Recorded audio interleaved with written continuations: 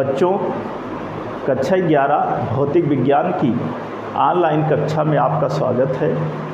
जैसे कि आप लोग इस समय चैप्टर सदिश विश्लेषण एवं प्रक्षेप गति के बारे में अध्ययन कर रहे हैं। आज इस चैप्टर में जो आगे के शेष टॉपिक हैं उनमें से जो आज का पहला टॉपिक है वह है दो वेक्टरों का स्केलर गुणन अथवा अदिश गुणन अथवा डॉट गुणन। इसकी परिभाषा क्या होती है, उदाहरण क्या है और स्केलर गुणन के गुण क्या हैं, ये सब इस हेडिंग के अंतर्गत पढ़ना है। तो हम लोग स्केलर गुणन किसे कहते हैं, पहले आप इसके बारे में जान लीजिए। तो होता क्या है कि दो वेक्टरों का स्केलर गुणन उन दोनों वेक्टरों के परिमाण तथा उनके बीच बने कोण की कोज्या, जिसको कोसाइन कहा जाता है, कोज्या के गुणनफल के बराबर होता है। फिर से आप जान लीजिए, दो वेक्टरों का स्केलर गुणन उन दोनों वेक्टरों के परिमाणों और उनके बीच बने कोण की कोज्या के गुणनफल के बराबर होता है। यही दो वेक्टरों का स्केलर गुणन कहलाता है। हम मान लेते हैं इस चित्र के अनुसार कि माना कोई दो वेक्टर ए व वेक्टर बी हैं और जिनके बीच का कोण थीटा है। तब ऐसी स्थिति में स्केलर गुणन vector A dot vector B बराबर A B cos theta. A dot B क्यों? क्योंकि हमने हेडिंग में ही लिखा है कि स्केलर गुणन को ही हम अदिश गुणन कहते हैं और इसी को हम डॉट गुणन भी कहते हैं। और स्केलर गुणन को हम एक डॉट, एक बिंदु से प्रदर्शित करते हैं। तो इस तरह से दो वेक्टरों का जो स्केलर गुणन है vector A dot vector B, वह बराबर होगा ए बी कॉस थीटा के। ए बी कॉस थीटा, इसको हम इक्वेशन फर्स्ट कह सकते हैं। इसको लिख सकते हैं अथवा vector A dot vector B बराबर ए और ब्रैकेट में B cos theta, B cos theta. अथवा इसको लिख सकते हैं कि vector A dot vector B बराबर बी और ब्रैकेट में A cos theta, A cos theta.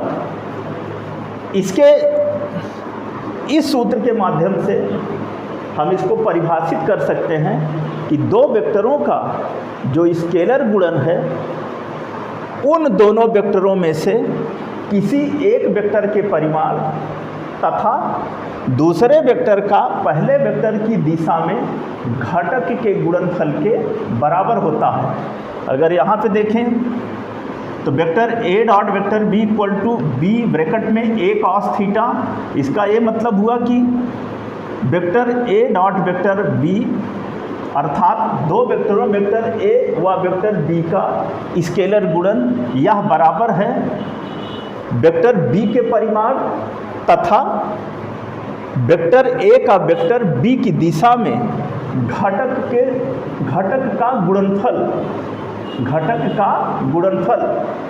हमने आपको बताया कि दो वेक्टरों का जो स्केलर गुणन है उन दोनों वेक्टरों में से किसी एक वेक्टर के परिमाण तथा दूसरे वेक्टर का पहले वेक्टर की दिशा में घटक के गुणनफल के बराबर होता है। यही हमारा है दो वेक्टरों का स्केलर गुणन। आगे अगला टॉपिक इसी से संबंधित स्केलर गुणन के उदाहरण। स्केलर गुणन के उदाहरण और इस उदाहरण में है कार्य की गणना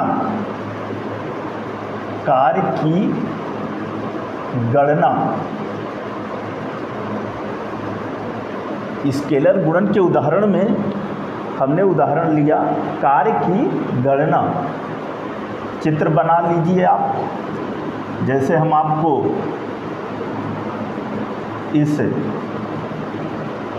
बोर्ड पर बनाकर दिखा रहे हैं।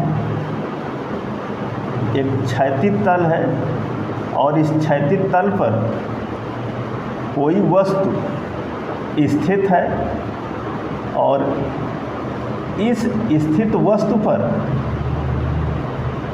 क्षैतिज से थीटा कोण पर बल वेक्टर F लगाया जाता है। तो ऐसी स्थिति में वस्तु क्षैतिज दिशा में वेक्टर S दूरी विस्थापित होती है। अतः बल वेक्टर F द्वारा किया गया कार्य, हमने कहा कि यह एक क्षैतिज तल है और इस क्षैतिज तल पर कोई वस्तु स्थित है। जब इस स्थित वस्तु पर क्षैतिज से थीटा कोण पर जब बल लगाया जाता है, बल वेक्टर F लगाया जाता है, तब यह वस्तु इस क्षैतिज तल पर वेक्टर S दूरी विस्थापित हो जाती है। वेक्टर S दूरी वस्तु के विस्थापित होने में किया गया कार्य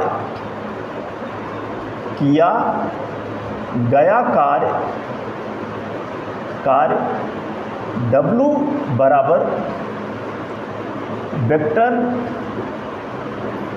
F डॉट वेक्टर S बराबर Fs cos थीटा बराबर Fs cos थीटा अथवा W equal to Fs cos theta. Equation number first. बल वेक्टर F, विस्थापन वेक्टर S, इन दोनों वेक्टरों का जो स्केलर गुणन है, हम जानते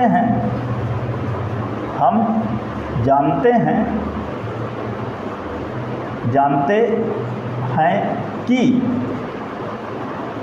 vector F dot vector S equal to Fs cos theta. Equation number 2। समीकरण 1 व 2 की तुलना करने पर जब इसकी तुलना करेंगे तो क्या हो जाएगा। समीकरण 1 में देख रहे हैं कि W बराबर Fs cos थीटा और समीकरण 2 में देख रहे हैं कि vector F dot vector S equal to Fs cos theta.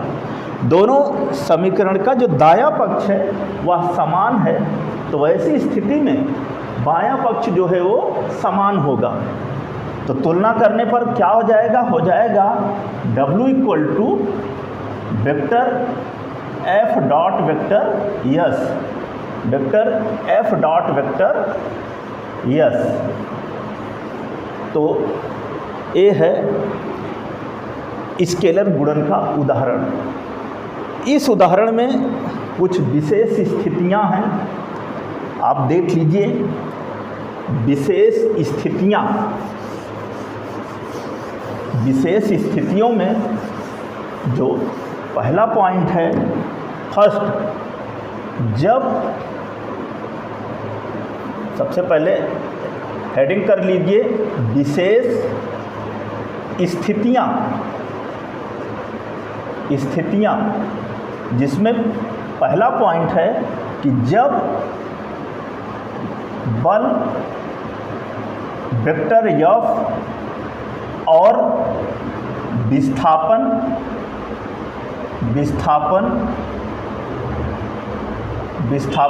Vector S दोनों की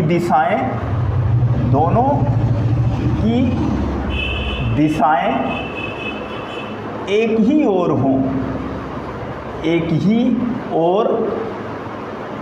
हों, अर्थात थीटा इक्वल टू 0 अंश। तब हमने आपको बताया कि जब इस वस्तु पर लगने वाला बल वेक्टर F और विस्थापन वेक्टर S इन दोनों की दिशाएं एक ही ओर हों, और जब एक ही ओर होंगी तो इन दोनों के बीच का जो कोण है थीटा बराबर 0 अंश होगा। ऐसी स्थिति में तब समीकरण 1 से क्या हो जाएगा? हो जाएगा किया गया कार्य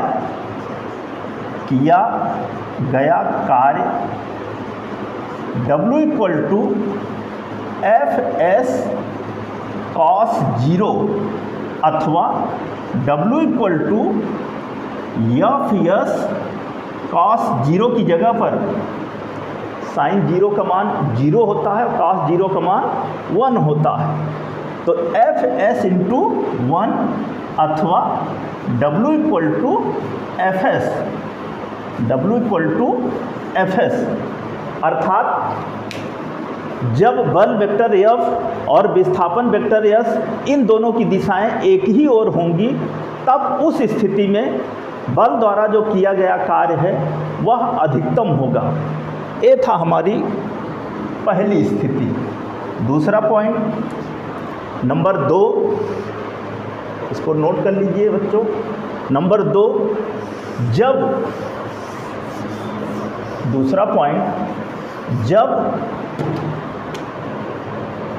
बल वेक्टर F और विस्थापन वेक्टर S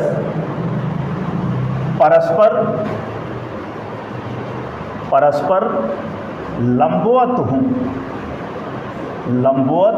हों, अर्थात थीटा बराबर 90 अंश, तब हमने कहा कि जब इस वस्तु पर, चित्र में जो दिख रहा है, इस वस्तु पर लगने वाले बल वेक्टर F और इस विस्थापन वेक्टर S ये दोनों परस्पर लंबवत हों, अर्थात इनके बीच का कोण जो है वह 90 अंश हो, तब क्या होगा? समीकरण 1 से क्या हो जाएगा? हो जाएगा किया गया कार्य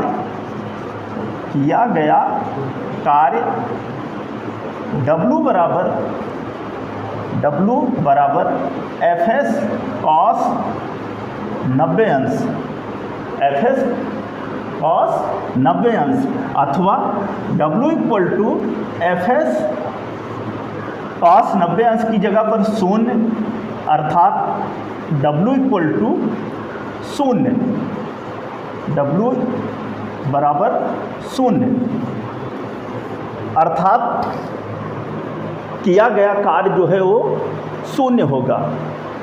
कहने का मतलब जब विस्थापन वेक्टर S और बल वेक्टर F दोनों परस्पर लंबवत होंगे, तो वैसी स्थिति में उस बल वेक्टर F द्वारा किया गया वस्तु पर कार्य जो है वो 0 होगा।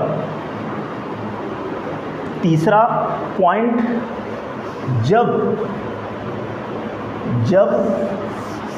बल वेक्टर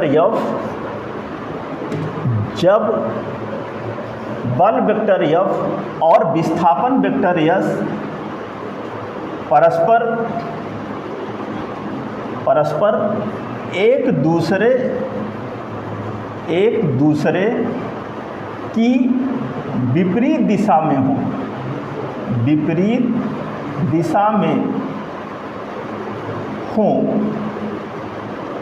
तब थीटा बराबर 180 अंश, अतः समीकरण 1 से हमने आपको बताया कि जब इस बल वेक्टर F और विस्थापन वेक्टर S इन दोनों की दिशाएं जो हैं परस्पर एक दूसरे के विपरीत हों, तो वैसी स्थिति में थीटा इक्वल टू 180 अंश, तब समीकरण 1 से किया गया कार्य किया गया कार्य W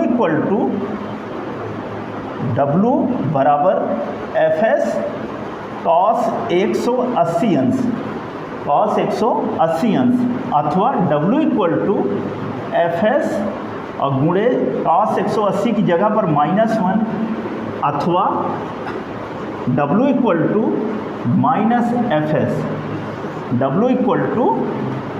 -Fs अर्थात बल वेक्टर F द्वारा वस्तु पर किया गया जो कार्य है वह ऋणात्मक होगा। हमने कहा कि जब इस बल वेक्टर F और विस्थापन वेक्टर S इन दोनों की दिशाएं जो हैं वह परस्पर विपरीत हों तो ऐसी स्थिति में इनके बीच का जो कोण है थीटा बराबर वह 180 अंश होगा। और जब 180 अंश होगा तो समीकरण 1 के अनुसार किया गया कार्य W बराबर Fs cos 180 अंश और cos 180 अंश का मान -1 होता है, तो रखेंगे जब तो किया गया कार्य W बराबर -Fs अर्थात किया गया कार्य जो है वो ऋणात्मक होगा। तो ये था हमारा कार्य की गणना, स्केलर गुणन का जो उदाहरण है कार्य की गणना, उसकी विशेष स्थितियाँ। बच्चों, इस वीडियो को आप शुरू से लेकर अंत तक ध्यान से देखिए और समझिए। शेष जो टॉपिक है अभी इसी से संबंधित स्केलर गुणन के गुण, कई गुण हैं, 6-7 गुण हैं, उसको हम आपको अगली वीडियो में बताएंगे। धन्यवाद।